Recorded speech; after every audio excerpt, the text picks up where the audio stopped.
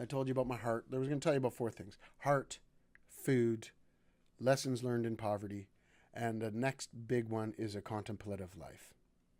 So like it or not, believe it or not, I'm a contemplative person. And I grew to be a contemplative person, a deep thinker, because I noticed when I was escaping and when I was thinking. And I started to play them up against each other. So you could be a contemplative person like a monk, call yourself a monk, where you're escaping and moving away from things just to get away. You're not really contemplating. You're more like escaping. So I'm going to read to you here because this is kind of a lot. So a contemplative life is not a mechanical fiction that rejects nature, using it up so it cannot renew. A contemplative life is not a mechanical fiction that rejects nature, using it up so it cannot renew.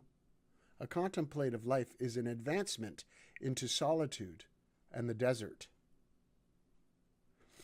A confrontation with poverty and the void between.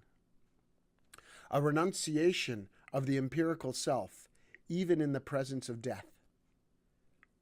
So you have perspectives, then you put your perspectives on the chart, perceptions, and you have a perspective about your perceptions, even in the moment of death. Your empirical self, your experiences get put on the chopping block for a further self-examination, even in the presence of death. That's a contemplative life. A contemplative life is to overcome the ignorance and error that spring from the fear of being nothing. So the biggest challenge for me as a contemplative life is that my life will amount to nothing.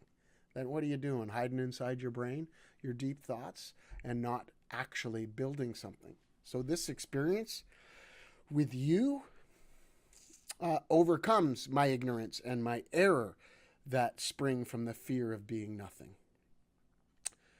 It's not an escape from time, matter, and social responsibilities. So the contemplative life is not an escape from time and matter and social responsibilities.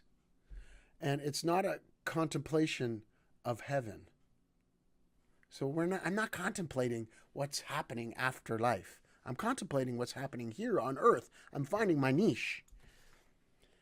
So there you go. That's pretty much everything that I got so far for me. This is my first run at kind of describing me. And I hope I did a good job. I'm just feeling my way through here and learning how to use this rhetoric as an art form. Lots of love and thank you.